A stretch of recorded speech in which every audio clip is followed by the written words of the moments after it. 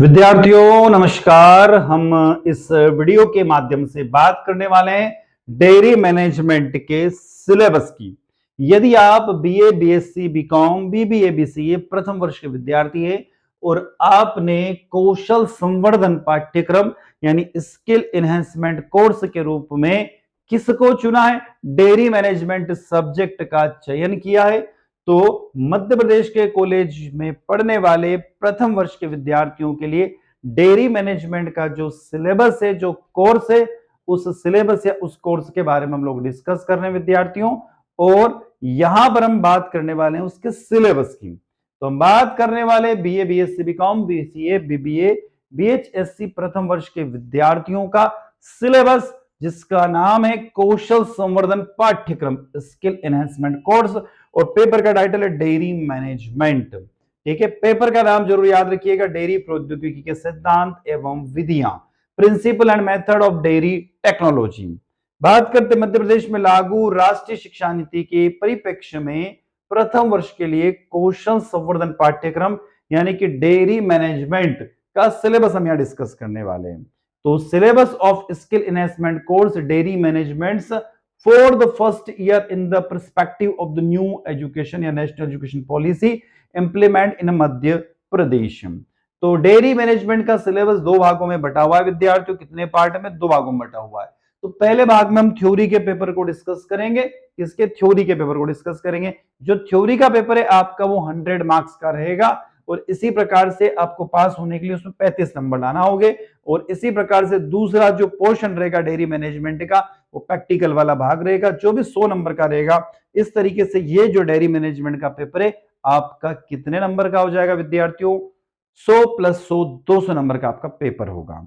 अब हम चल रहे हैं, पहले थ्योरी के पेपर को सिलेबस को डिस्कस कर लेते हैं, फिर हम चलेंगे प्रैक्टिकल के सिलेबस की तरफ। तो थ्योरी में पहली यूनिट जो दी हुई उसका नाम है introduction to dairy management, dairy प्रौद्योगिकी का परिचय। उसमें डेयरी प्रौद्योगिकी, भारत में डेयरी विकास की समीक्षा, dairy industry, reviews of dairy development in India.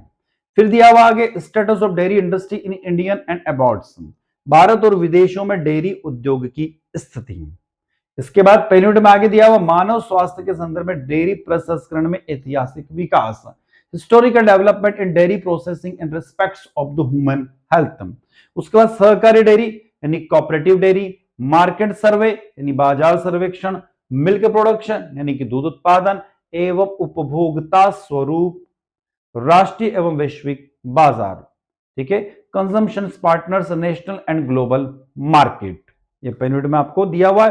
पहले यूनिट में आगे देखते हैं तो clean milk productions and hygienic handling of raw milk यानी स्वच्छ दूध उत्पादन एवं कच्चे दूध का स्वास्थ्यकर प्रबंधन।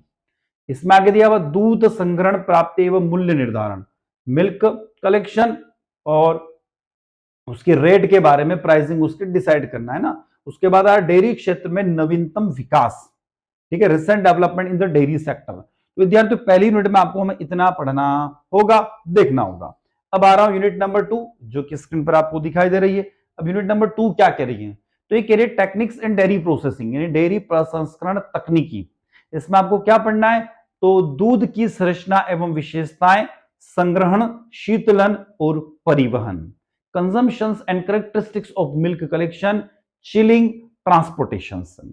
इसी में आगे दिया हुआ है रिसेंट डेवलपमेंट। देखिए यहां पर इसी यूनिट में आगे दिया हुआ है, यहां पर देखिए ये वाला इंग्लिश का पोर्शन है और ये वाला हिंदी का पोर्शन है।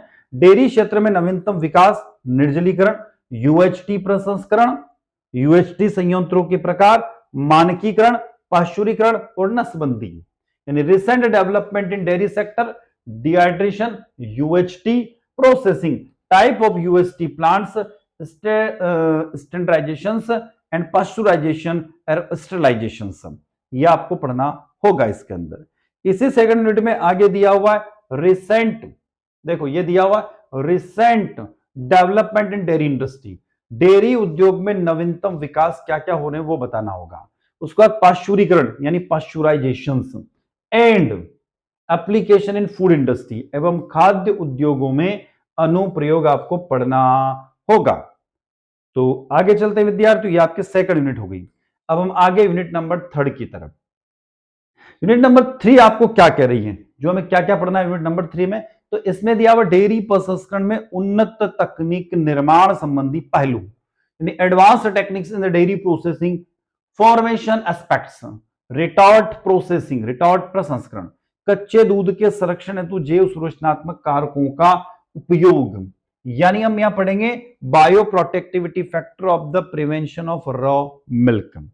इसी में आगे देखेंगे their effects on physicochemical, microbials and nutritions properties of milk and milk products, दूध और दूध उत्पादों के भौतिक, रासायनिक, सूक्ष्म जीवों और पोषण संबंधी गुणों पर उनका प्रभाव। उसके बाद डेयरी उत्पादों की packaging, packaging on dairy production, storage and distribution of fluids, milk and cleanings and sanitization of dairy equations, तरल दूध का भंडारण और वितरण तथा डेयरी उपकरणों की सफाई और स्वच्छता। तो विद्यार्थियों, आप जुड़े हुए हमारे साथ में आपके अपने YouTube platform speed higher education पे, आपका अपना एक और YouTube प्लेटफॉर्म है जिसका नाम है केमिस्ट्री बाय डी शर्मा। आप दोनों चैनल को सब्सक्राइब कीजिएगा, इस वीडियो को आपके दोस्तों तक शेयर कीजिएगा, कमेंट बॉक्स में कमेंट करके बताइएगा, और यदि आपको कोई डाउट है तो इस व्हाट्सएप के माध्यम से, इस नंबर पर व्हाट्सएप के माध्यम से हम आपका मैसेज भेज सकते हैं, उसका रिप्लाई हम व्हाट्सएप के माध्यम से आप तक कर देंगे। विद्यार्थियों, चैनल को सब्सक्राइब अवश्य कीजिएगा, और आपका अपना एक और चैनल है केमिस्ट्री बाय डी शर्मा, उस चैनल को भी आप सब्सक्राइब कीजिए ताकि लेटेस्ट नोटिफिकेशन आपको मिल सके। विद्यार्थियों, आगे चल रहे हैं यूनिट नंबर 3 के बाद हम आ गए प्रैक्टिकल सिलेबस की तरफ। अब प्रैक्टिकल सिलेबस में यदि देखें तो प्रैक्टिकल सिलेबस को हम डिस्कस कर रहे हैं। यहां पर डेयरी प्रौद्योगिकी के सिद्धांत और विधियां, जो पेपर का नाम है, principle and methods of dairy technology. अब इसमें आपको क्या क्या पढ़ना होगा सिलेबस में, देखो पहला जो प्रैक्टिकल आपको करना होगा और आपके प्रैक्टिकल डायरी में रिकॉर्ड करना होगा, प्रैक्टिकल डायरी में लिखना होगा, क्योंकि ये प्रैक्टिकल का जो सिलेबस हम बता रहे हैं इसमें टोटल 10 प्रैक्टिकल दिए हुए हैं, और इन 10 प्रैक्टिकल को आपको राइट डाउन करना होगा, नोट डाउन करना होगा, और उसके साथ में इनको परफॉर्म करके भी देखना होगा, लेबोरेटरी में, प्रयोगशाला में इनको करके भी देखिएगा। और दूसरी बात ये कह रहा हूं आपको कि ये जो प्रैक्टिकल है आपका 100 नंबर का होगा। बात करते हैं प्लेटफॉर्म टेस्ट ऑफ मिल्क, दूध का प्लेटफॉर्म परीक्षण, पहला प्रैक्टिकल।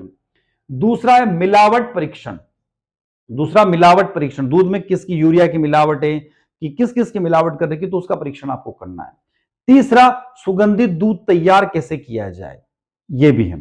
नेक्स्ट, दही कैसे तैयार करना, प्रिपरेशन ऑफ कर्ड। पांचवा दिया हुआ लस्सी कैसे तैयार करना, प्रिपरेशन ऑफ लस्सी। छठा दिया हुआ प्रिपरेशन ऑफ श्रीखंड, श्रीखंड कैसे तैयार किया, छठा। सातवां, घी, प्रिपरेशन ऑफ घी, घी तैयार कैसे करना है। आठवां, viscosity determination of milk bye pipette method, क्या कह रहे हम यहां पर, पिपेट विधि द्वारा दूध की शांता का निर्धारण कैसे किया जाए, यह भी आपको पढ़ना होगा।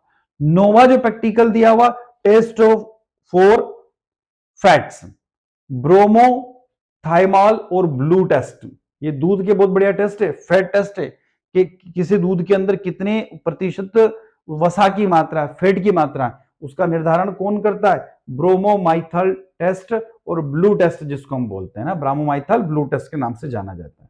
10वां जो दिया हुआ है, alcohol test for determining the coagulity of milk, यानी दूध की स्कंदशीलता निर्धारण करने के लिए अल्कोहल परीक्षण। तो अल्कोहल परीक्षण में क्या है, अल्कोहल का इस्तेमाल किया जाता है, और कोएगुलेशन का मतलब ये होता है, यहां पर स्कंदशीलता का मतलब होता है कि जो दूध होता है उसको जब फट जाता है तो उसमें से कितना पानी निकलता है और कितना उसमें से पनीर का मात्रा निकलती है, वो उसका डिटर्मिनेशन करते हैं। 11वां जो दिया हो, determination of salts contents in butter, यानी मक्खन में नमक की मात्रा का निर्धारण भी हमें करना। ऐसा तो नहीं कि आप जो मार्केट से बटर परचेस करके लाए उसमें नमक की मात्रा बहुत अधिक हो।